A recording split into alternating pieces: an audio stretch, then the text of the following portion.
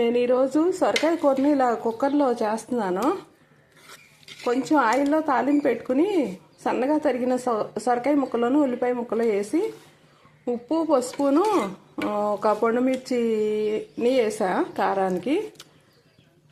3 whistles రానిచ్చా cooker. Stove సిమ్లో పెట్టుకుని ఇది ముందే 2 నిమిషాలు మూత పెట్టి మగ్గిస్తే కొంచెం వాటర్ వచ్చింది. ఇంకా వాటర్ ఏం పోయిన అవసరం లేకుండా స్టవ్ సిమ్లో పెట్టుకుని 3 విజిల్స్ రానిచ్చా. ఇలా చక్కగా ఉడికింది. ఆవిరిపోయాక మూత తీసాను. ఇప్పుడు ఇందులో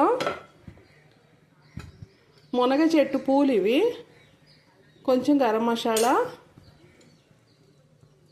కరివేపాకు, కొత్తిమీర వేస్తున్నా, కొంచెం అల్లం కూడా వేస్తున్నా. ఇవన్నీ వేసేసుకుని కొంచెం పాలు పోసి కూరని దగ్గరికి రానిస్తా. ఈరోజు కూర అయితే ఇది. మునగ చెట్టు పువ్వులు, ఆకులు, కాయలు మనం రోజు ఉపయోగిస్తే మంచిది ఆరోగ్యానికి. మరీ ఎక్కువ క్వాంటిటీ అవసరం లేదు, కానీ ఏవి దొరకనప్పుడు కనీసం మునగాకు కారపొడి అయినా వాడుకోవచ్చు. కూర ఇలా ఉడుకుతుంది. కొంచెం స్టవ్ని హై ఫ్లేమ్లో పెట్టాను ఈ పాలు ఈగరటానికి. ముక్క ఎలాగో మెత్తబడిపోయింది కదా. పువ్వులైతే మునగాకు పువ్వులు అయితే ఊరికే మగ్గిపోతాయి.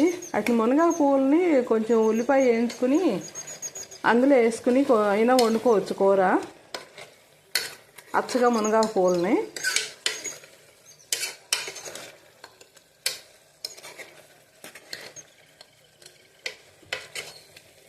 ఇది కూర చపాతీకిను రైస్కి కూడా బాగుంటుంది.